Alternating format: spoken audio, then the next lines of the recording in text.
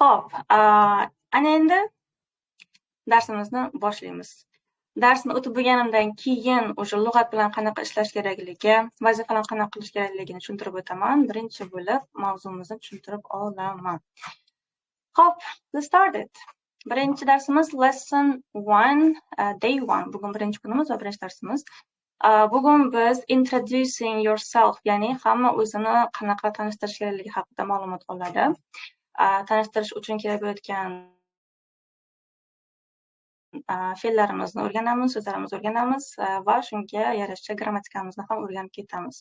Pronouns, ya'ni olmoslarni bugun o'rganamiz. To be fe'li, bu ingliz tilidagi boshlanish uchun eng birinchi deylik pog'onadagi mavzumiz. To be'dan boshlanish kerak hamma narsa o'zi.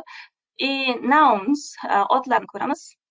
Countries deb qo'shib qo'ydim. Bu mamlakatlar, ya'ni beginner darajadamisiz, unga yarasha so'zlarni, unga yarasha otlarni, mamlakat nomlarini bilishingiz kerak bo'ladi. Bu shunchaki vokabularni oshirish uchun. Xo'p, demak ketdik.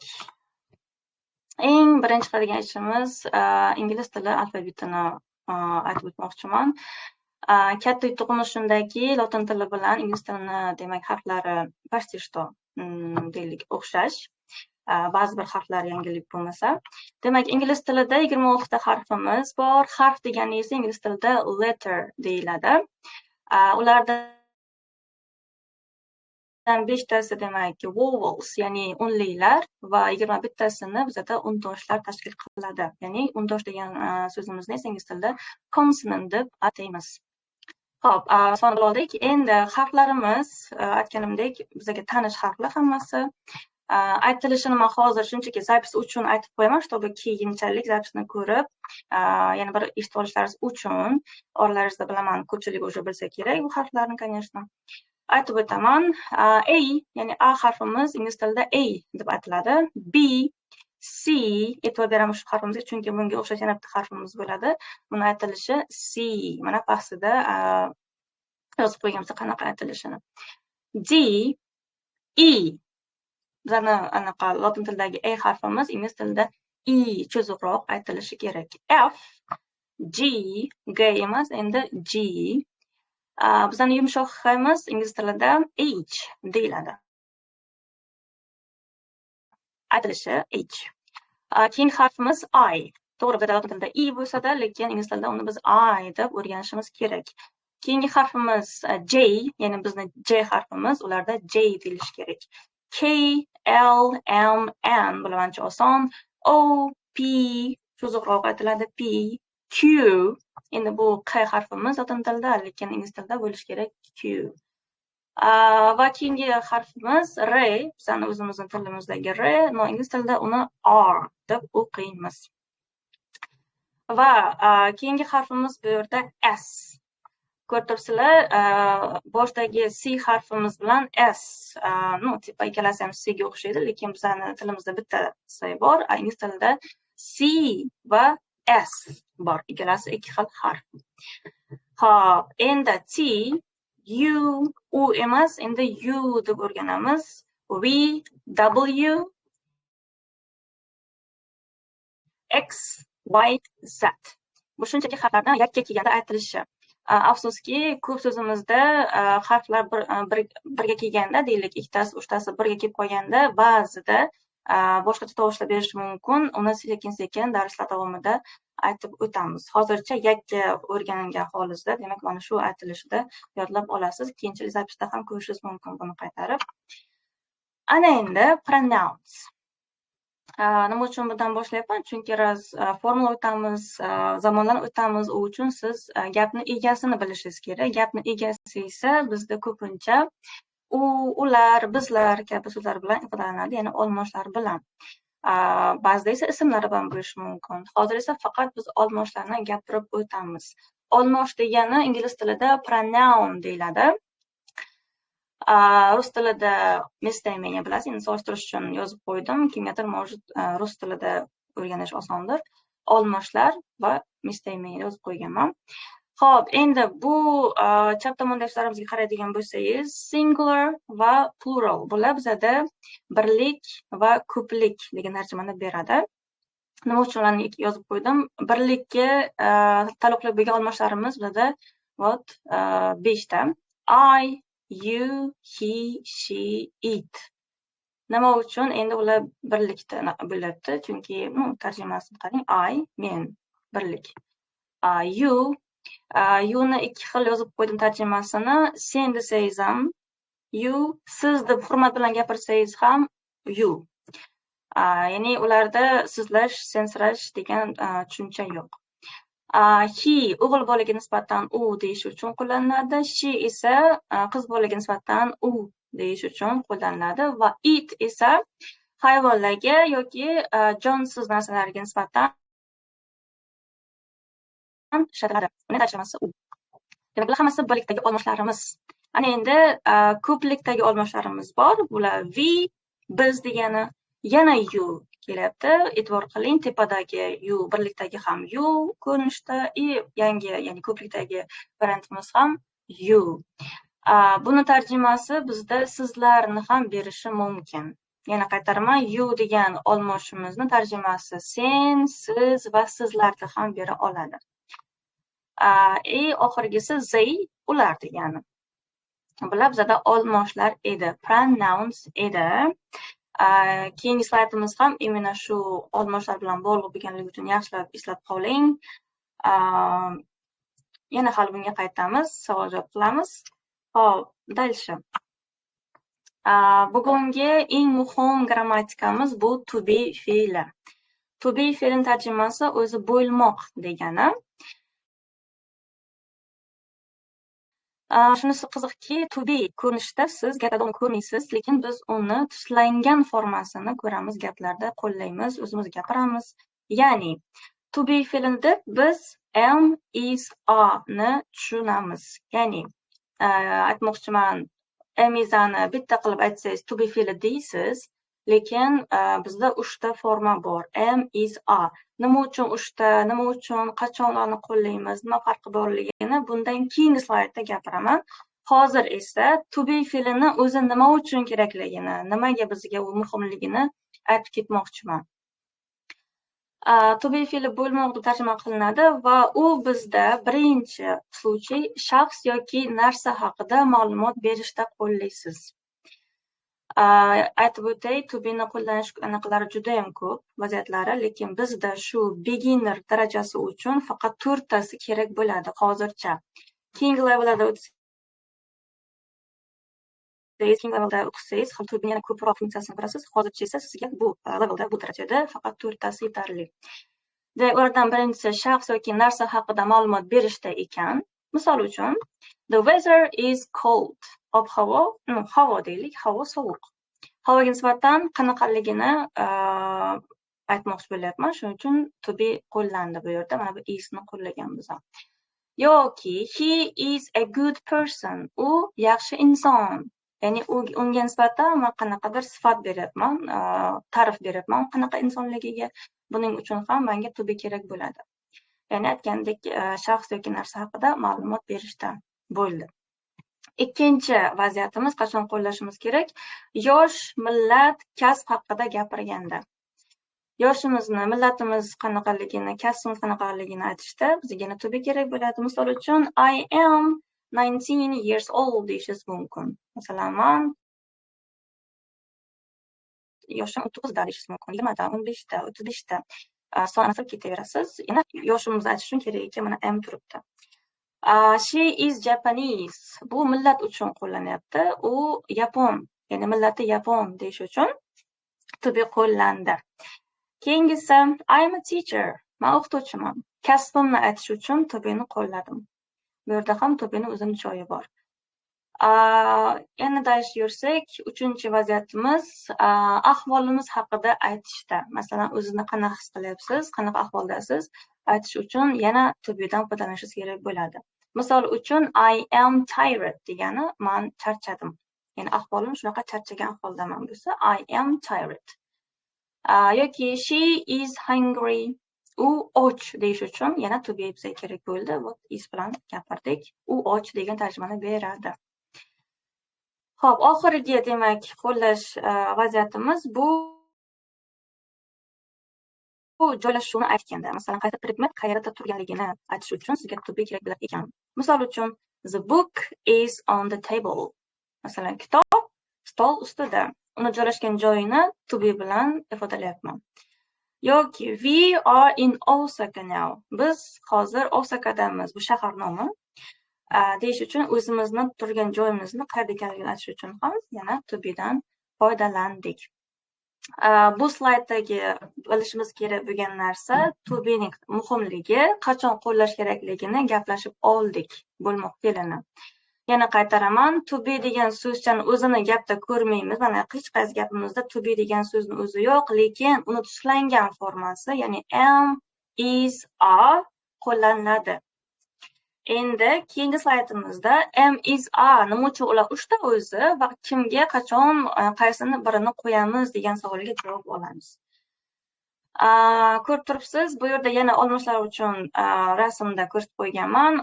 I men degani, you sen, he o'g'il bolaga u, she qiz bolaga u, it hayvonga nisbatan u, we biz degani o'zlari ko'rsatib turibdi rasmga qarasangiz, you degani sizlar degani, they esa ular.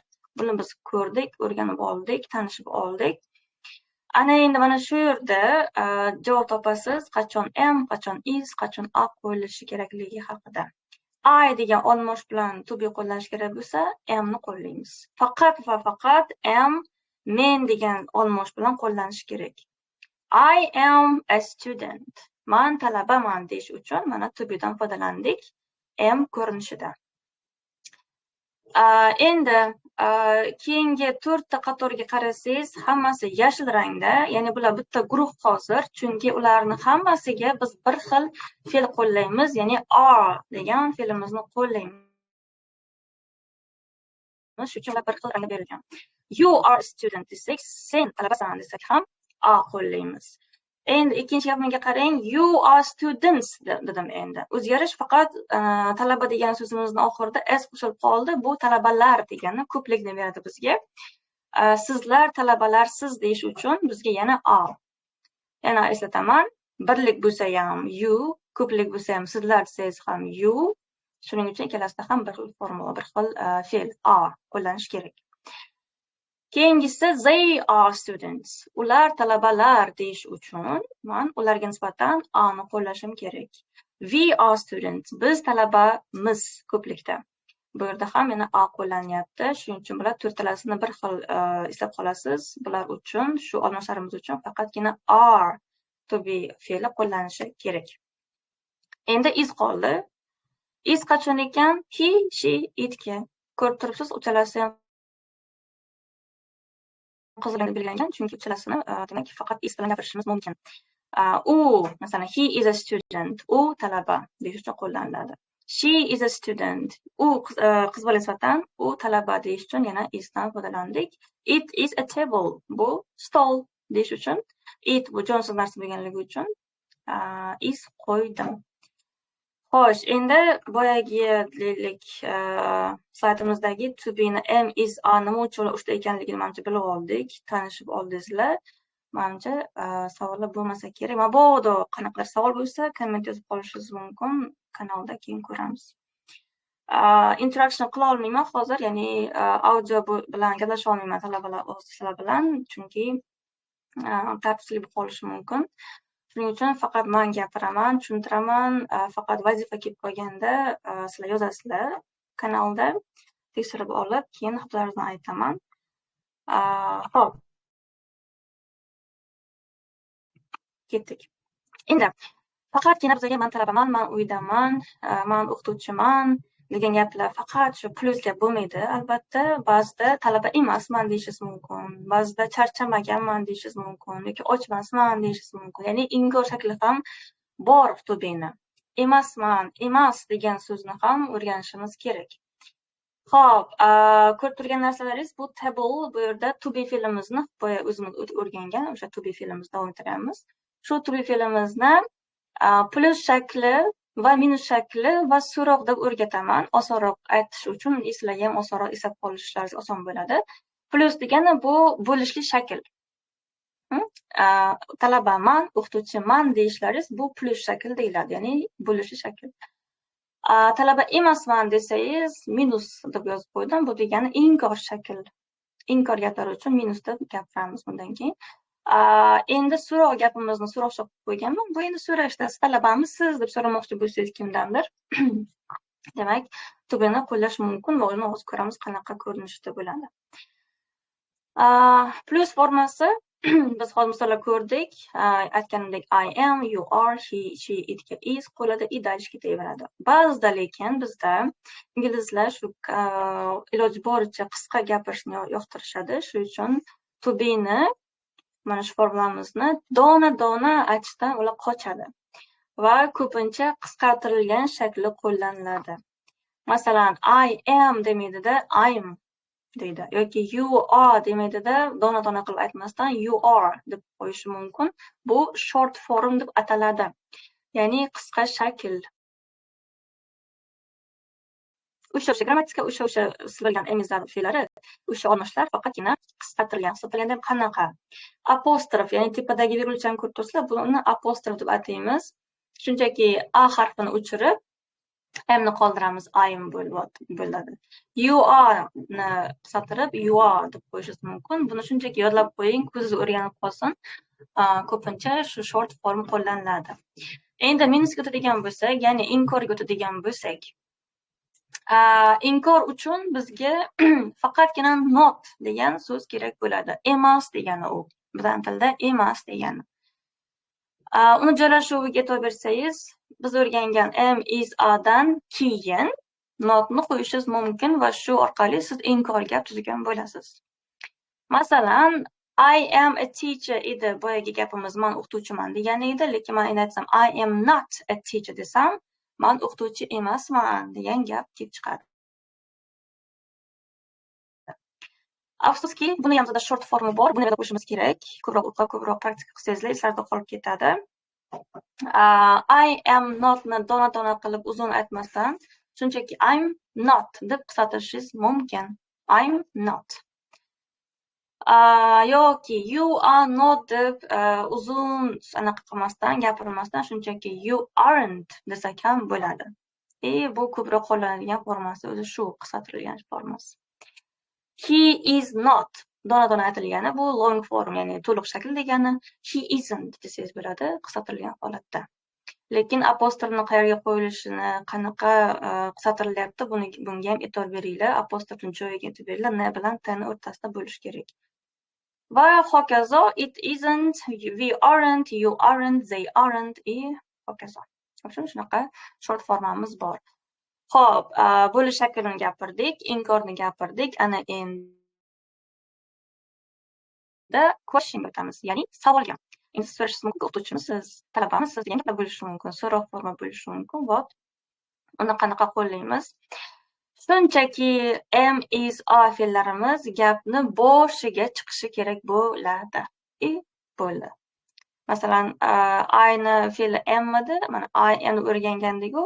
Endi so'roq berish uchun shu to be ni, ya'ni am, is, are ni gapni boshiga qo'yamiz. Am I? Are you? Is he? Is she? Etagdalik ketaveradi. Misolga qarasangiz, are you tall degan savol berilgan. Ya'ni bo'yingiz balandmi degan savol bu. Yoki is she in the garden?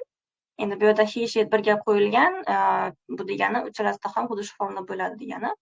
Is she in the garden degani u bog'dami degan savol kelib chiqadi. Va we, you, theylar uchun savolimiz a bilan tuzilishi kerak ekan. To be olga chiqish kerak bo'ladi. Are we students? Are you students? Are they students? Savol berishingiz mumkin. Xo'p, savol formasini ham ko'rib oldik. Endi short answers degan tushunchamiz ham bor. Qisqa javoblar endi. Misol uchun sizdan so'rashsa, talabamisiz desangiz, yes, I am a student deb uzun gapirmasdan qisqagina yo'lni tanlasak bo'ladi. U uchun shunchaki yes, I am. Agar yo'q demoqchi bo'lsangiz, no, I'm not deb qisqa shaklda javob berishingiz mumkin. He-shitlarga masalan, is she in the garden degan savolga javob berishingiz mumkin. Yes, she is. Yoki no, she isn't. deb javob berishingiz mumkin. Shart emas, ha, u bog'da yoki yo'q, u bog'da emas deb bog' degan so'zni yana qaytadan ishlatish shart emas. Shunchaki yes, she is yoki no, she isn't deb short answer javob qaytarasiz. Ko'pincha shu holat qo'llanadi ingliz tilida.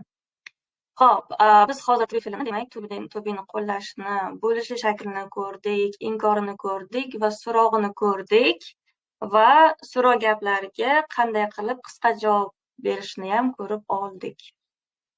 Ana endi mashq qilishimiz kerak. Xo'sh,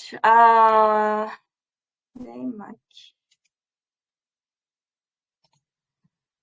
complete the sentences, ya'ni gaplarni to'ldiring degan mashqimiz bor. Bu yerda ko'rib turibsiz, long form bor va short form bor. Ya'ni to'liq shaklimiz ham va qisqa shaklimiz ham so'ralgan. Oxirida esa so'roqlarimiz bor. So'roqlarni tuzish kerak bo'ladi. Bu mashqimizni hamma o'zi bajarish kerak, faqat anaqamizda, kanalimizda, chatda iltimos, ya'ni kommentariyamizga yozasiz. Men buni hozir screen qilib yuboraman. Just a second, guys. Bir daqiqa hozir. Screen qilib yuboraman va shu postni tagida, kommentariyada javobingizni yozasiz.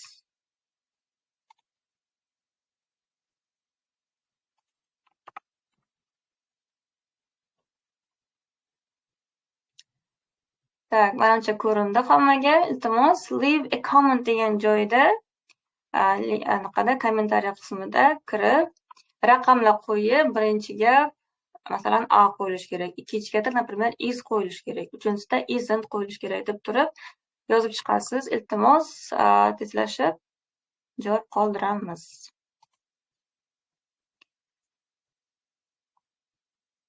Chunki mashq qilmasak, tushundikmi yo'qmi bilmaymiz. Men prosta bilmoqchiman, sizlarda anaqami, hammasi yaxshimi, tushunarli bo'lyaptimi, qiyinchilik bo'lmayaptimi, bilishim kerak. Shunchaki kommentda joylarni qoldiring. Raqam qolib ketmasin faqat. Keyin o'zimiz yana ko'ramiz birgalikda, oldinga aytib ketaman.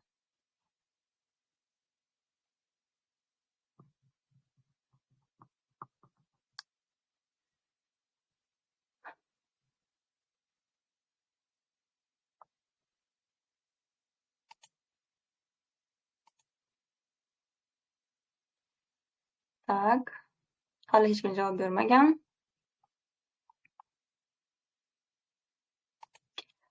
Bitta javobimiz bor. She is at home. We are happy. Aha. Rahmat. I is happy. Faqat mana shu yerda, tak, hozir bir daqiqa ekranga chiqaraman, hamma ko'rsin. Ruxshona. Senki Ruxshona. Xo'p, Shining Star. She is at home gapingiz bu to'g'ri. We are happy bu ham juda ham to'g'ri. Lekin what I is happy bu o'sha qo'polishtiryapti. Bu to'g'ri. I uchun, men degan olma shu uchun biz is emas, a qo'yiladi dedik. Demak, I am happy deyish kerak edi. Miss Ruxshona, ikki is deganlar, hozir bir daqiqa.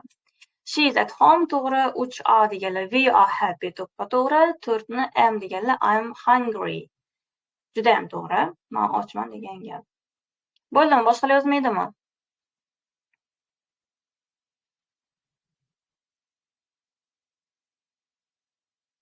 Tak. Mr. Mustafo yozib o'xshagandingiz. Qani javob? Tak, Miss Ruxshonadan keldi yana. 6-si. I am thirsty. To'g'ri. 7. Anne is a doctor. Juda ham to'g'ri. 8. She is in the room. To'g'ri. Va 9. They are English. Hammasi to'g'ri. Miss Ruxshona, sizniki? Xo'p, qolganlar aktiv bo'lamiz. Shining Star. 6. I am thirsty. 7. Anne is thirsty. A doctor. 8. She is in the room. 9. They are English. Juda ham to'g'ri. Shining Star. Hamma javobingiz to'g'ri. Mr. Mustafo nima qiladi so'rabdilar. Shu yozgan joyingizda, kommentariy joyida ekranda chiqarilgan yoki tepada anaqaga berilgan, skrin qilib yuborilgan vazifani bajarib yozish kerak. Shunchaki raqam qo'yasiz va qaysi fe'lni qo'yish kerakligini yozib jo'natasiz. Hozik. Raqam qo'ymas faqat. She is deganlar ikkinchisi u, naверное. She is at home. Uchvi. Qarang, tak, Fayzikda. Uchinchisida xato qilgansiz. Va 4 ekan, uzr.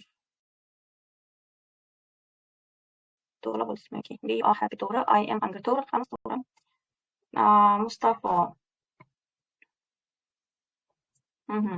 Juda ham yaxshi, B200 bo'lsa, juda ham yaxshi. Xo'p, Ruxshona. They are, is, 4 are. Okay. Savol formasiga hali hech kim o'tmadi. Mayli, давайте davom ettiramiz mavzuyimizni. Bu vazifamiz yana qoladi PPTda, yana guruhga yuborib qo'yaman, bajarib qo'yasiz. Keyin esa tekshirishga borsangiz, tekshirib beraman. Keyingi demak slaydimizga o'tamiz. Xo'p. Bu yerda endi audio bilan ishlaymiz, ya'ni listeningcha ishlaymiz. Kichkinagina listening degani bu eshitish, tinglash degani bilasizlar. Shu tubini o'tdik, tubini tushunganimizdan keyin uni eshitganda ham tanib bilishimiz kerak. Taniymizmi yo'qmi tekshirib ko'ramiz. Hozir audiomizda mana shu yozilgan tekst hozir chiqadi. Eshiting va o'sha yerdagi tubilarni tanishga harakat qiling. Endi o'rganib tanishingiz kerak bo'ladi. Audioni qo'yaman. Keyin esa question formaga o'tamiz. Bir marta eshitamiz, keyin yana gaplashamiz. Audio 1.2. Hi, I'm Paul. Hello, I'm Alisa. Nice to meet you, Paul. And you. Juda ham qisqa listening, bu chunki to be bilan bog'liq, darajalari beginning bo'lganligi uchun bu narsa berilyapti. Xo'p, tepadagi qora nuqtalar haqida gapirmoqchiman. Bu bizda gapdagi qaysi so'zga urg'u tushish kerakligini aytyapti. Masalan, eshitdingizlar, Hi, I'm Paul dedi. I am ga biz o'tgan bugun to be fe'limizga udarение, ya'ni urg'u tushmaydi. Siz ismga yoki sifatga urg'u berish kerak bo'ladi. Ikkinchi qatorda gapda o'qigan bo'lsam, Hello, I'm Alisa. Nice to meet you, Paul. Nice to meet you degan frazamizni hali yana anaqada beraman, slaydda beraman. Ko'rishganimdan xursandman degan tarjimani beradi. And you degani men ham xursandman sizni ko'rgandan degan tarjimani berib ketadi. Endi keyingi audiomiz savol uchun beriladi. Ya'ni to be'ni savol formasi uchun eshitib ko'ramiz. Nimalar deyilyapti? Eshiting. Audio 1.13. Where are you from? I'm from Brazil. And you? I'm from Indonesia. Hop, demak bu yerda bizda Where are you from? Ya'ni siz qayerliksiz degan savol kelyapti. Men hozir keyingi slaydda where degan savol-so'zlarni ham tushuntirib ketaman, nimaligini, qanday qo'llashligimizni. Hozir esa shunchaki eshitib oldik, quloqimiz ham, ko'zimiz ham ko'rib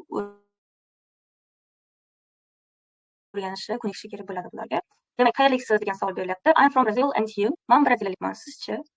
degan savol qaytarilyapti. I'm from Indonesia. Men indoneziyalikman degan javob qaytarildi. Menimcha to be uchun juda ham oson anaqalar berildi. Audiolar tushunishga qiynalmasa deb umid qilaman. Xo'sh, endi beginner daraja uchun bizda bir nechta mamlakat nomlarini bilishimiz kerak bo'ladi. Ko'rib turibsiz, bizda mana 10 ta mamlakat nomi berilgan va shu bilan birga raqamlar ham berilgan. Oralaringizda buni o'sha biladiganlar ham bo'lishi mumkin, umuman bilmaydiganlar ham bo'lishi mumkin. Beginner darajani boshlaganligim sababli men aytishim kerak buni baribir. Demak, numbers, ya'ni raqamlarni aytib ketaman. Faqatgina 10 gacha bo'lgan raqamlar hozir shu darsda beriladi, keyinchalik yana dars ketaveramiz. 1, 2, 3, 4, 5, 6, 7, 8, 9 and 10. Может, buni aytishini eshitgan bo'lishingiz mumkin. Mayli, endi yozilishiga ham e'tibor beringlar. Spelling deydi uni, ya'ni harflarni to'g'ri yozilishi bu yerda. o'sha raqamni bilasizmi, masalan 3 ni bilasizmi, uni yozilishini ham to'g'ri bilishingiz kerak bo'ladi. Yana bir qarab chiqasizlar, buni yodlab chiqasizlar. Ana endi mamlakatga o'tadigan bo'lsak, mamlakatlar nomi faqat 10 ta berilgan bu darsimizda. Australia уже aytilishidan уже aniq, ya'ni bu Avstraliya. Brazil deymiz ingliz tilida. Braziliyani biz ingliz tilida Brazil deb aytishimiz kerak. Xitoy China deyiladi. Indonesia bu Indoneziya. Japan Yaponiya, bizda Yapon deyilsa, ularda Japan deyilishi kerak. Russia ya'ni bu Rossiya. Spain Ispaniya. Turkey bilamiz, Turkiya. The UK degan so'zga to'xtalamiz. UK degani United Kingdom degan so'zdan qisqartirilgan shakl olingan. Bu degani Britaniya bizada UK, ya'ni birlashgan qirollik degan tarjima beradi, United Kingdom. Biz uni ko'pincha qisqartirilgan shaklini ko'ramiz va z artikl bilan kelganligini ko'ramiz. Doim z bilan qo'llanish kerak bo'ladi. Va the USA bu bizada endi AQSh. United States of America deb to'liq gapiriladi, lekin biz uni ko'pincha USA deb qisqasini gapiramiz. Va uni oldin ham z artikli qo'yilishi shart. Artikl bo'yicha mavzumiz boshqa kunda gap qo'yilgan, lekin hozir shu slaydimizda shu UK bilan USA eslab qolamiz. Ular bilan biz z qo'yishimiz kerak ekan. Hozir esa karta bo'yicha ko'rib turibsiz, raqamlar va joylashuviga strekalar berilgan. Shunchaki eshitib olamiz. Ingliz tilidagi o'sha so'zlar qanaqa aytilishi, raqamlar qanaqa aytilishini yana bir marta eshitib, eslab qolasiz. Audio 1.10. 1. The USA. 2. Brazil. 3. The UK. 4. Spain. 5. Russia. 6. Turkey. 7. China. 8. Japan. 9. Indonesia. 10. Australia. Bu audiomizni ham yuborib qo'yaman kanallaringizga, yana qilib eshitib, yana uyda praktik qilishingiz bo'ladi. Audio Xo'sh, ana endi bu uyda qila qolsam. Audio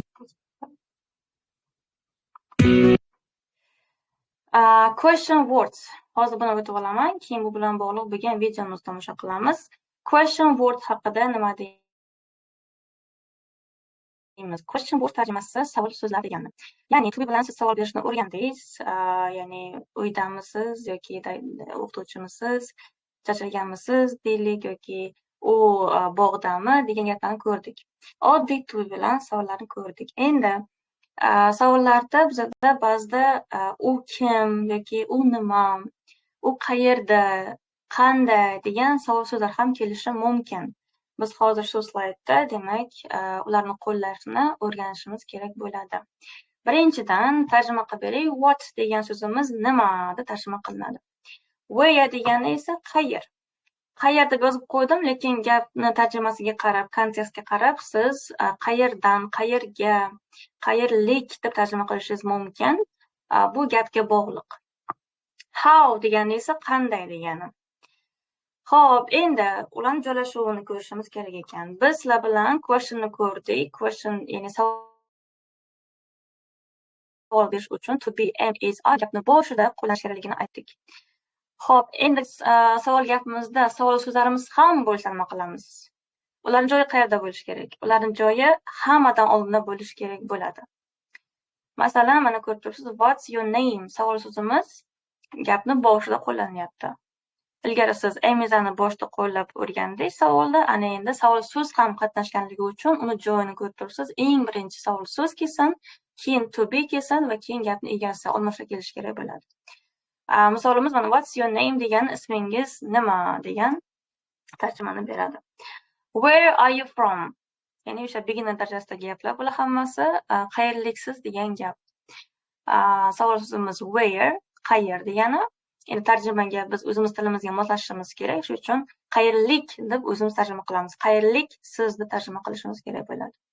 How degan so'zimiz biza qachonki qanday qilib, o'z harakat qanday qilinadi deyish uchunmi yoki qanday degan so'zni agar so'ramoqchi bo'lsangizlar, how degan so'zni qo'llaysizlar. How do you spell your name degan misol berilgan. Spell degani harflab aytish degani. Masalan, shu gapimiz tarjimasi esa how do you spell your name esa ismingizni qanday yozasiz degan tarjima berish mumkin. Qanday aytiladi, qanday yoziladi degan tarjima berish mumkin, chunki spell degan anaqamiz, fe'limiz shunaqa tarjimalar beradi. Bu yerda esa demak ko'rib turibsiz, how degan so'roq so'zimiz gapni boshida qo'llandi va oxirida ko'rib turibsiz yana so'roq belgimiz qo'llanadi, chunki bu so'roq so'z. Xo'p, keyin tak, WH questions. Biz WH questions deb shu savollarimizni ataymiz.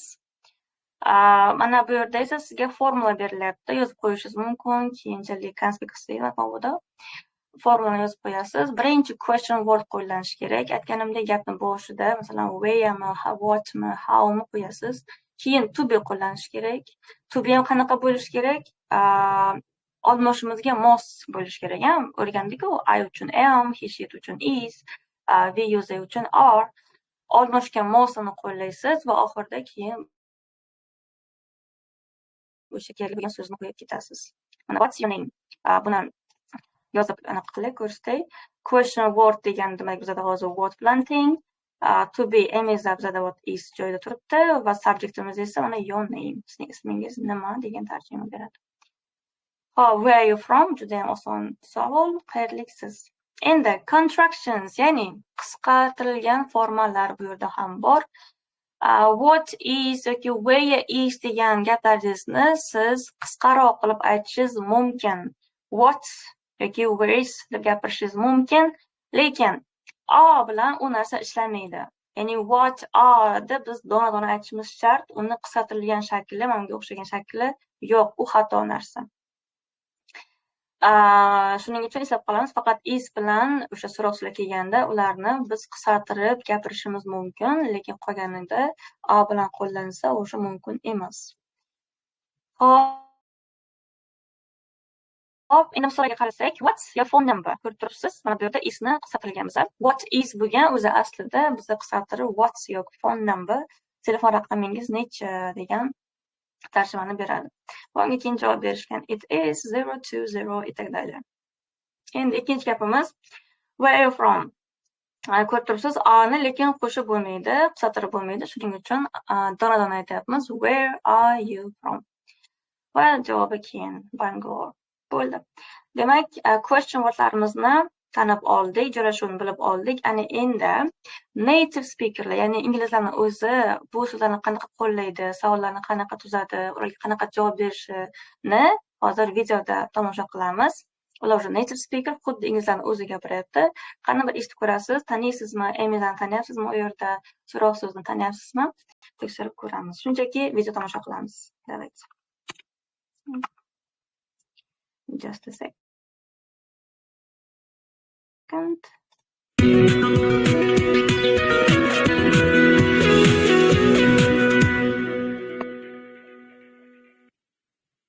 What's your name?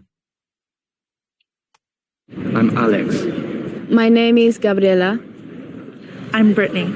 My name's John. I'm Catherine. Where are you from? I'm from Normandy in France. I am from Panama. I'm from Florida in the USA. I'm from Bicester in England. I'm from London in England. Are you here on business?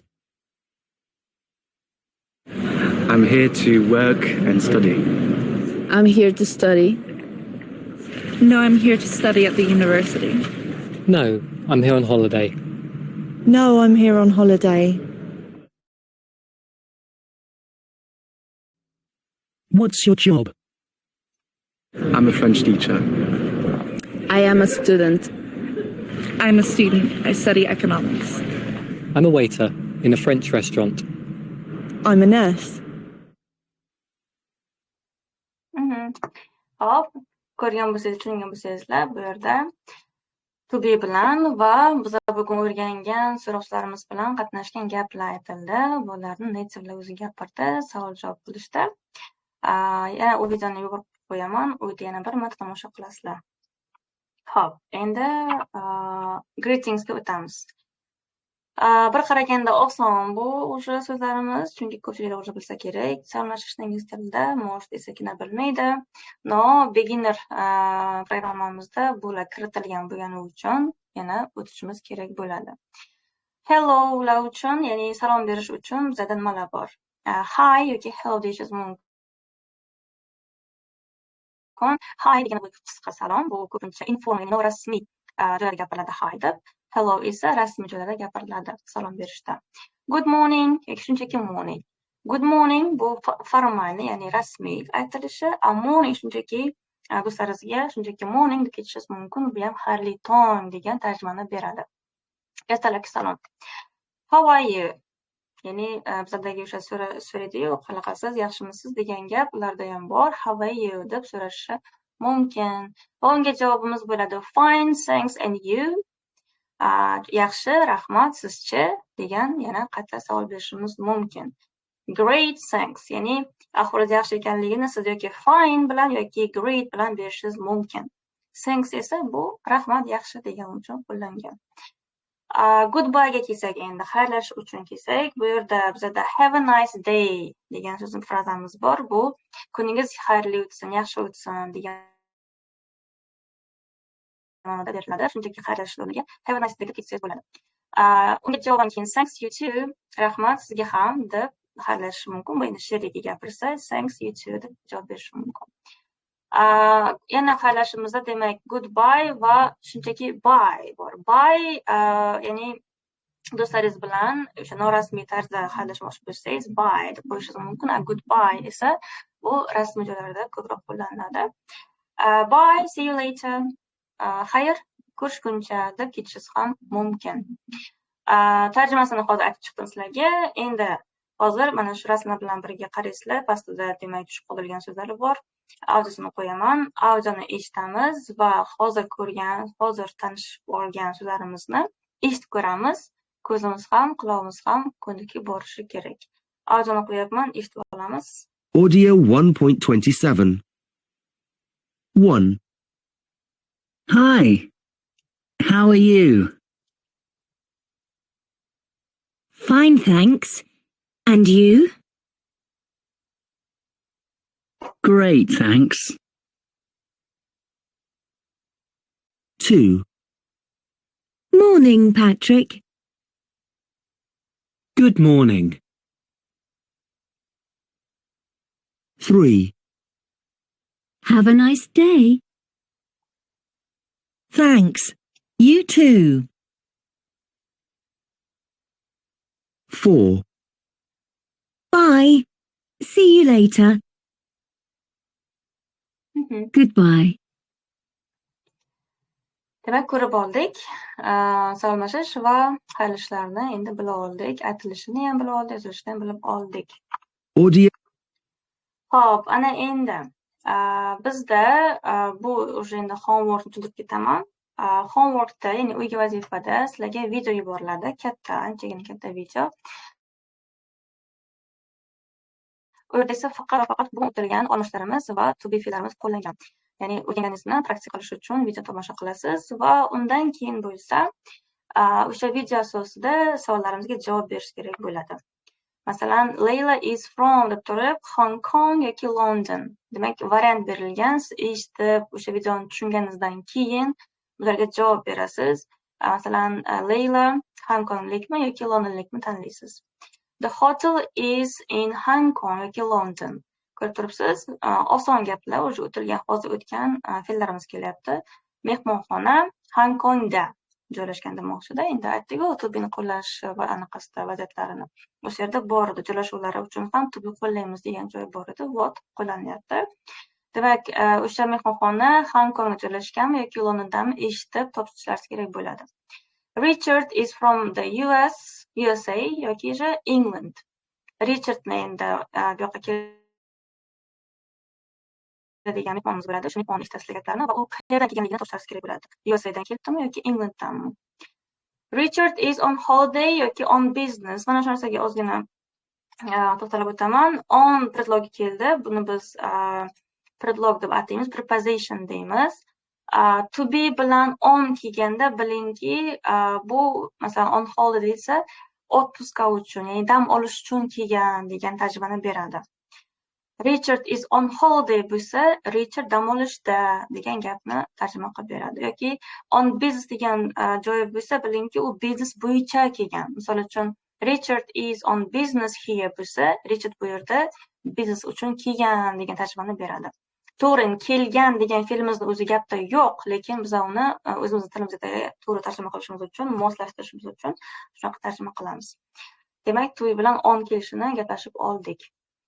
Endi bu yerda endi yana from kelgan, from bu ham preposition, bu esa bizning tilda O'zbekistonlik deymiz ham, Kanadalik deymiz yoki Fransiyalik.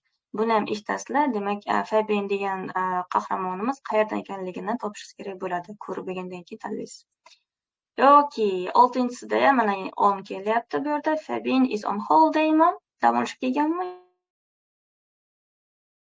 Yoki biz bo'yicha kelganmi?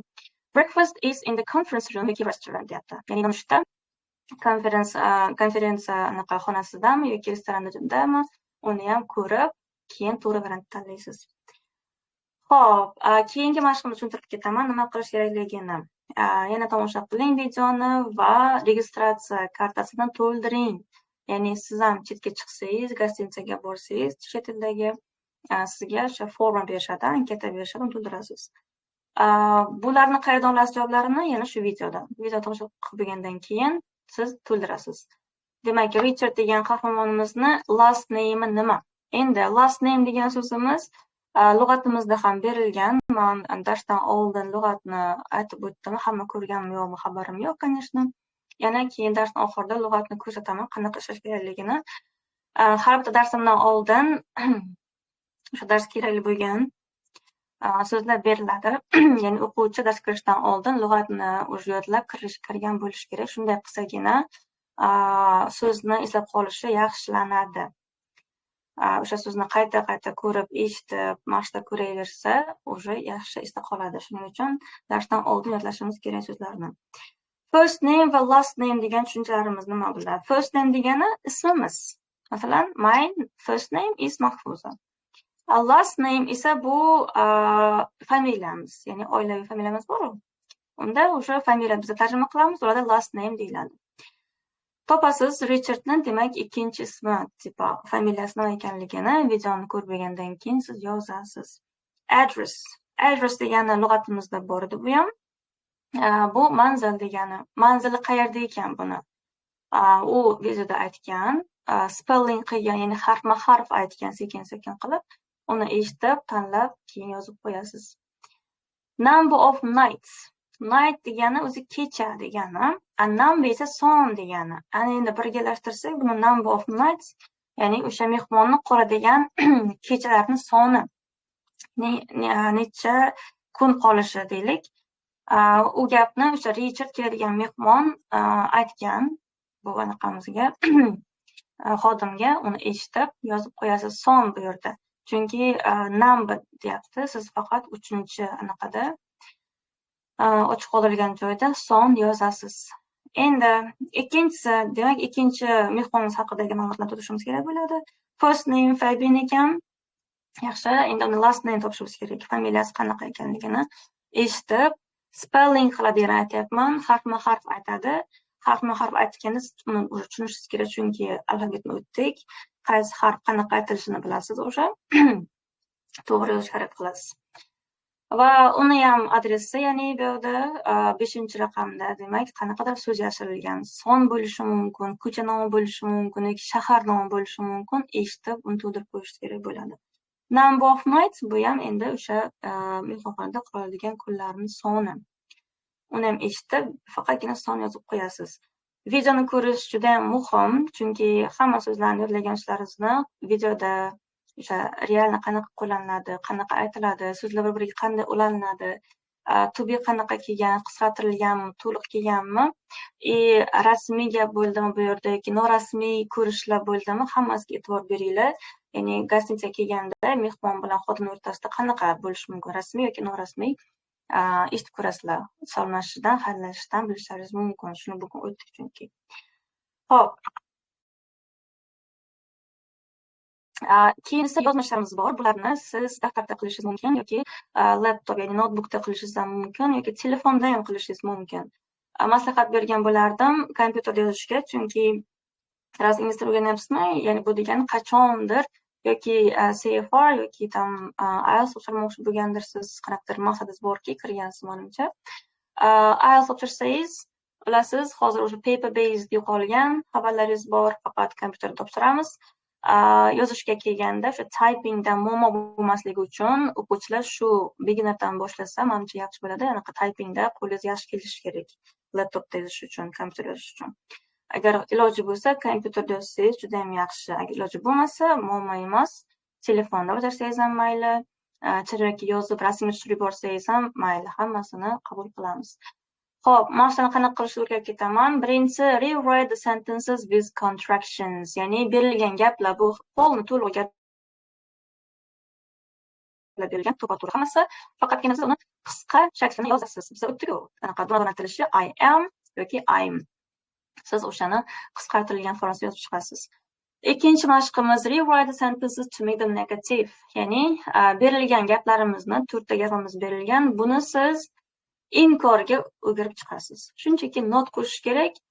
No o'shanda ham qoidani eslagan holda emizaga nima edi, you vizalarga qanaqa fe'l edi, eslab, yaxshilab keyin bajarasiz.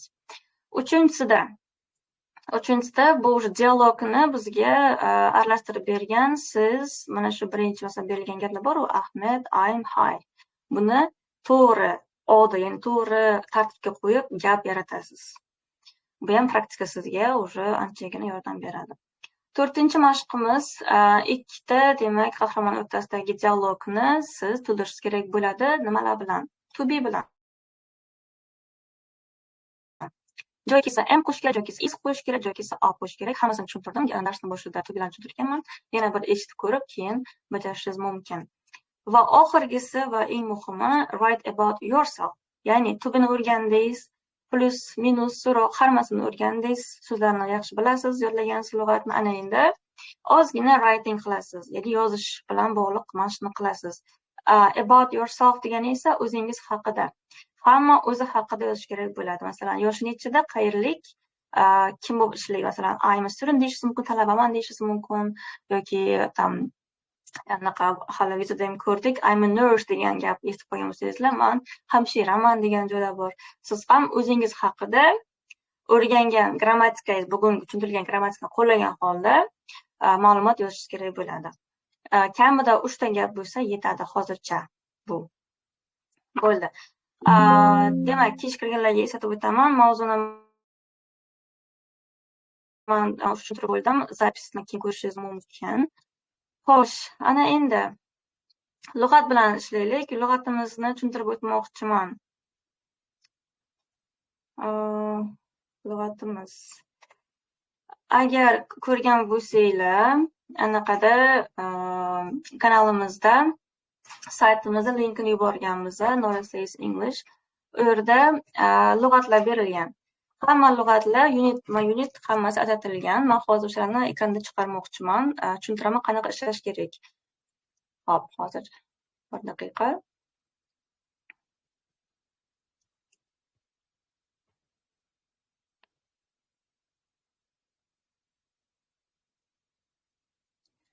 Kanalga kirsangizlar, link berilgan.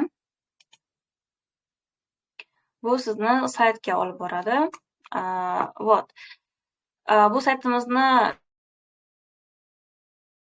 demak, qadar qanaqa. So'zlarni shunchaki o'qib o'tmaysiz, o'z anaqa tarjimasi, yuzini ko'rinishini yodlamasdan aytilishini ham eshitib, birdaniga to'g'ri aytgan holda eslab qolishga harakat qilasiz. Demak, nima qilish kerak? Saytga kirgandan keyin beginner degan joyni tanlaysiz. Davaysiz, men boshdan ko'rsatdik, qanaqa kirish kerakligini.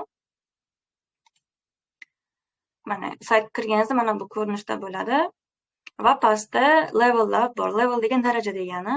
Elementary, pre-intermediate, beginner and intermediate. Bizda hozir faqat elementary, pre-intermediate va beginnerlarda tayyor so'zlarimiz turibdi.